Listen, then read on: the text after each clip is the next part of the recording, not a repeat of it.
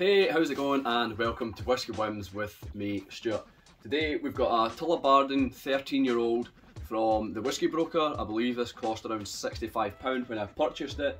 It's bottled at 52.9% ABV and it's a first fill sherry hogshead.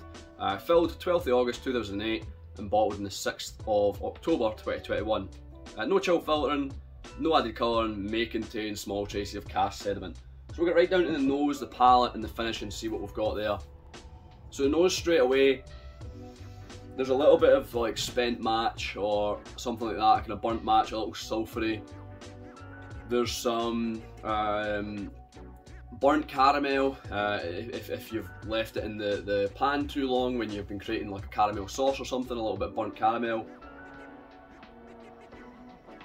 It is quite sweet, but I'm enjoying the sweetness of it. It's like a little bit of a sweet kind of floral aspect, which I want to say kind of lavender or something. There's a little bit of blueberry there, and yeah, like those cola cubes you get, the kind of fizzy little cubes that are supposed to taste like cola. I'm getting that on the nose. I'm not going to add water to it. It is 52.9% ABV, but I've had this, I'm almost halfway down the bottle. I've had this a couple of times, and to be honest, I think the sherry really helps tame that 52.9% ABV. So we'll get down to the palate.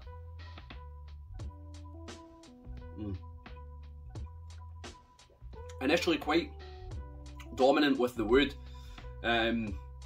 on the first sip, so I'm going to go again. There's a little bit of chocolate there, but on the first sip, I don't know if you just need to acclimatise your palate, but it's a little bit dominant with the wood.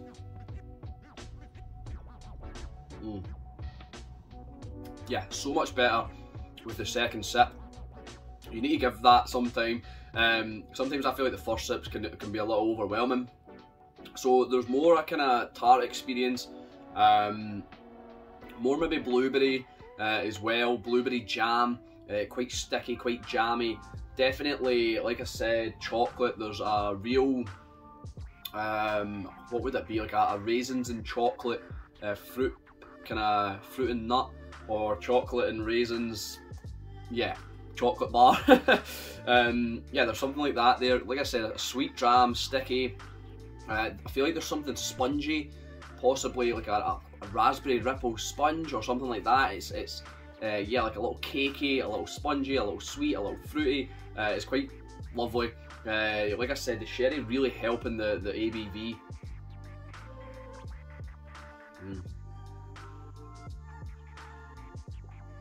More of that cola that we experienced in the nose, but now this time a kind of artificial cola in the form of those Haribo cola chewy gummy sweets you get.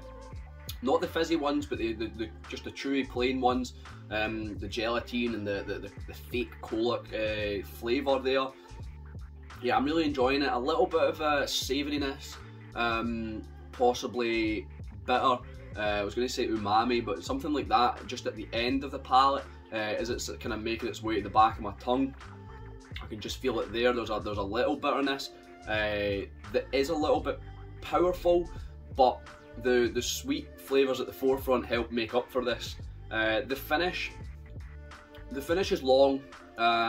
Definitely there's like a kind of sweet and sour tang, maybe something like, I don't know about pineapple would be right, or something like that, but like what you get in some sweet and sour sauces, and whether it be at a Chinese or wherever, or a Thai restaurant, you get this kind of, I'm sure they put pineapple in some of the sauce just to give it that little bit of a sweetness, and I'm kind of experiencing that, a little kind of prickly from the pineapple fibres or whatever causes that pineapple kind of nip, so I'm getting that.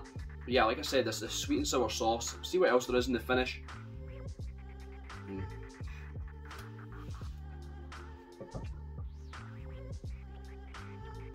Yeah, that like I said, in the palate, going kind of down the way, there's that bitter element.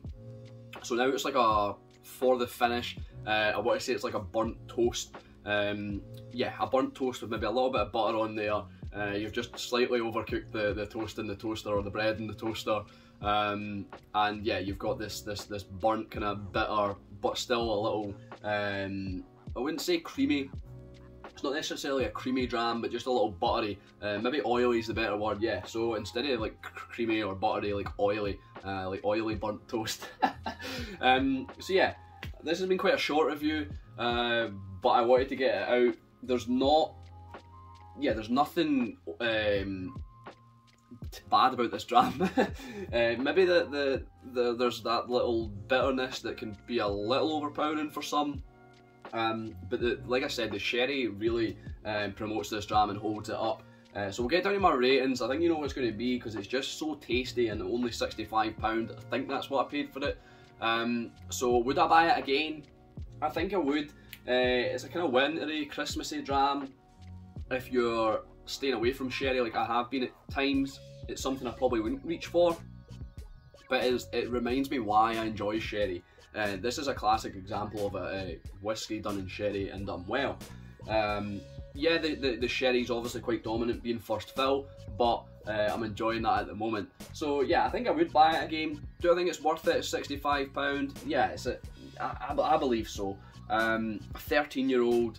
I just done my Drowning In episode, and it was Ardbeg, and it was a 13-year-old, and it was cask strength, 49.4%. It was the fermentation. And that's £150 a bottle. This is £65 a bottle. Yes, it's Tullibardine. Yes, it's a lesser known distillery, but this is way better and way better priced. So yeah, it's definitely worth the money, and I would recommend it. So it's a 3 out of 3 by my rating system. It's a Whisky Win, wherever the coin is. Yeah, it's a Whisky Win, and I think that's all I've got to say about it. Quite a quick fire review, because there's not really much to argue or debate about this whiskey. It's just solid. So thanks for watching. I've been Stuart, this has been Whisky Wins. I'll see you later.